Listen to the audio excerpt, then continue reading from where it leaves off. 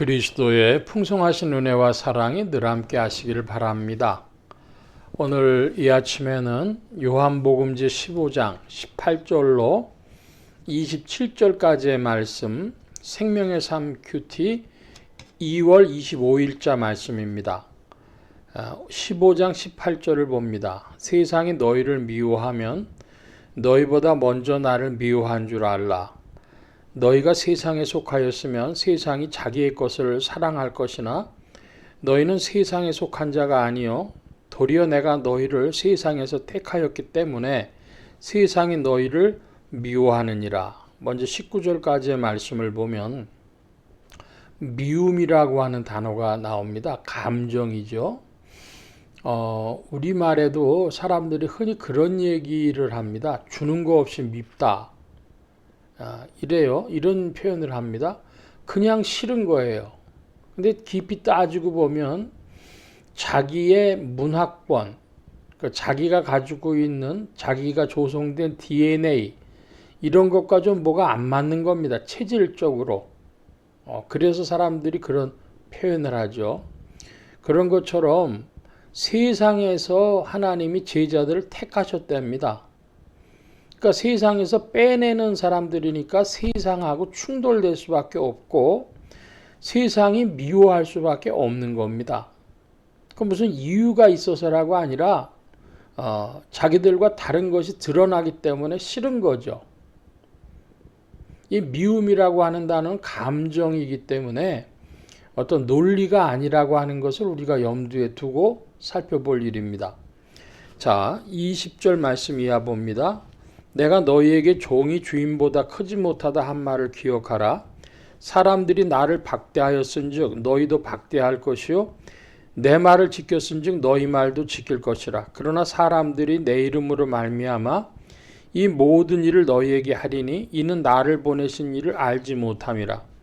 내가 와서 그들에게 말하지 아니하였다면 죄가 없었으려니와 지금은 그 죄를 핑계할 수 없느니라. 22절의 말씀에 보면은 핑계라고 하는 단어가 나옵니다. 옛날에 1960년대입니다. 그때는 서울에 갓을 쓰고 도포 두루마기를 입고 다니는 노인들이 서울 상경한 분들이 많았어요.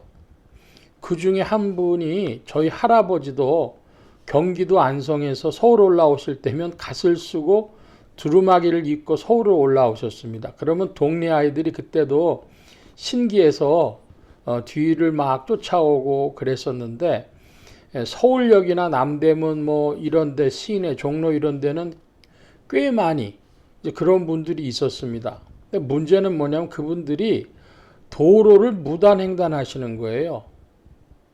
고통복귀를 잘 모릅니다. 그래서 이분들이 그 무단으로 지나가다가 잡혀요. 그 교통 순경한테. 그러면 그 교통 순경이 네모난 그 새끼줄 같은 거로 네모난 박스 형태로 만들어 가지고 무단횡단하는 사람을 거기다 1시간 내지 2시간 동안 거기 있으라 그럽니다. 벌을 주는 거죠. 그런데 그 중에 할아버지들 중에 나 몰랐다 그러는 이들이 있어요. 그러면 순경이 뭐라 그러냐면 모르는 게 죄입니다. 그러면서 거기에 있으시라 그러는 거죠. 전엔 몰랐다고 핑계를 대는데 이제는 핑계도 못 된다는 겁니다. 그래서 말하셨기 때문에 너희가 들었기 때문에 제가 그래서 우리 교회에서 설교를 하다 가끔씩 그런 얘기를 합니다. 저는 전하였고 여러분은 들으셨습니다. 그런데 어떤 분이 목사님 그 말 좀 하지 말아주세요. 너무 부담이 됩니다. 그러시더라고요. 근데 저로서는 전 전했다는 증표를 남겨야 되니까 저는 전하였고 여러분은 들으셨습니다. 이야기를 하는 것이죠. 자, 계속해서 봅니다. 23절이 합니다. 나를 미워하는 자는 또 내 아버지를 미워하느니라. 내가 아무도 못할 일을 그들 중에서 하지 아니하였더라면 그들에게 죄가 없으려니와 지금은 그들이 나와 내 아버지를 보았고 또 미워하였도다. 이 미움이란 단어가 계속 나오는데 사실은 그리스도를 미워하는 자는 아버지를 미워하는 것이다. 23절이죠. 근데 그리스도의 제자들을 미워하는 것은 그리스도를 미워하는 것이고 그리스도를 미워하는 것은 아버지를 미워하는 것입니다. 세상은 그리스도의 제자들도 미워하죠. 다르기 때문에 미워하는 겁니다. 이유 없이 미운 겁니다. 자, 계속해서 말씀 봅니다. 25절입니다. 그러나 이는 그들의 율법에 기록된 바 그들이 이유 없이 나를 미워하였다 한 말을 응하게 하려 함이라. 내가 아버지께로부터 너희에게 보낼 보혜사 곧 아버지께로부터 나오시는 진리의 성령이 오실 때에 그가 나를 증언하실 것이요 너희도 처음부터 나와 함께 있었으므로 증언하느니라. 이유 없이 미워한다는 말씀을 기록하고 있고 26절 보면 이런 표현이 있습니다. 보혜사 곧 진리의 성령이신데 그 출처가 아버지께로부터 너희에게 보낼 내가 너희에게 보낼 보혜사 주님이 이렇게 말씀하셨고 아버지께로부터 나오시는 진리의 성령이랬습니다. 그러니까 아버지께로부터 나와서 그리스도께서 보내시는 성령이십니다. 그럼 그리스도께서 성령을 안 보내셨으면 어떻게 됩니까? 보혜사를 안 보내셨으면 이 문제가 이 사실은 신학적 문제가 되는데 흔히 말하는 정교회, 동방정교회라고 하는 데서는 성령의 출처를 하나님 아버지로만 봅니다.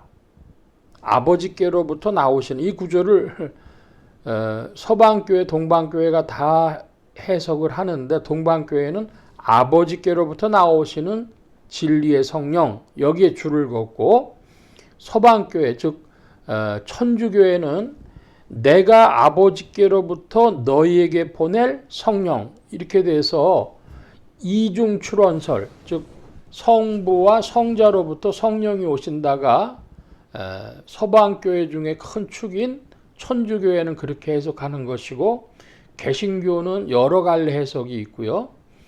동방교회에서는 아버지께로만 오신다 그럽니다. 이것이 이제 개신교 안에서 신학적 논쟁이 됩니다. 성령의 출처가 성부만으로냐 아니면 성부와 성자냐 이것은 뭐 그렇게 큰 의미는 없지만은 꽤 긴 논쟁의 역사를 가지고 있기 때문에 성도님들이 알아두시는 정도 그런 논쟁이 있었다는 걸 알아두시는 정도로 필요할 것이고 일반적인 개신교회들은 성부와 성자로부터 이 구조를 전체를 보는 것이죠. 부터 성령이 진리의 성령이 오신다 이렇게 해석을 합니다. 오늘 15절부터 18절부터 27절까지의 말씀인데요. 중요한 주제는 미움이라고 하는 겁니다. 세상은 그리스도의 제자들을 미워하고 그리스도를 미워하고 하나님 아버지를 미워한다. 제 이제 해석입니다. 이걸 덧붙인다면 그것은 피조물의 자아성이다. 사람 한 사람이 자기의 세계를 완벽하게 구축하고 있고 거기에서 하나님께로부터 도래하는 세계에 파열음이 나지 않으면 자기 세계 안에서는 하나님을 이해할 수도 없고 받아들일 수도 없기 때문에 자기의 세계가 깨어질 것 때문에 싫어하고 미워하는 것이죠. 아이들이 병원에 가면 주사 맞을까 봐 막 소리를 지릅니다. 아픔이 찾아올까 봐. 그러니까 그 자기의 세계가 찢어지는 아픔을 자아가 찢어지는 아픔을 겪지 않으려고 사람들이 다 미워하는 것이죠. 복음 말씀도 진리 말씀도 선교하는 전파되는 말씀도 다 싫고 예수 이름도 싫고 그러면 최종적으로 하나님 아버지를 자기가 받아들이기를 싫어하는 것입니다. 그러니까 자기의 세계성, 자기가 구축하고 있는 이 세계에 그를 파괴하고 도래하시는 하나님의 세계를 받아들이기를 인생들이 거절하는 것이죠. 그러나 인생들은 빛이 찾아오고 어둠 가운데 빛이 찾아와야 살고 이 어둠 가운데 진리가 찾아와야 살고 죽음 가운데 생명이 찾아와야 사는 것입니다. 주님은 우리를 살려주시는 세상의 구주시요 나의 주님이 되십니다. 오늘 말씀 여기까지 봅니다. 기도합니다. 만복의 근원 되신 주님 함께해 주셔서 그리스도 예수의 아름다운 세계를 우리에게 허락하시고 또 펼쳐주시며 진리의 성령 안에서 주님의 나라에 동참하며 즐거운 발걸음으로 나아가도록 더욱 이끌어 주시옵소서. 주 성령께서 주장하시며 더욱 이끄셔서 주님의 나라로 풍요하게 하시며 확장되게 하시며 충만케 하여 주옵소서. 감사하며 의지하올 때 예수 그리스도의 이름으로 기도하옵나이다. 아멘.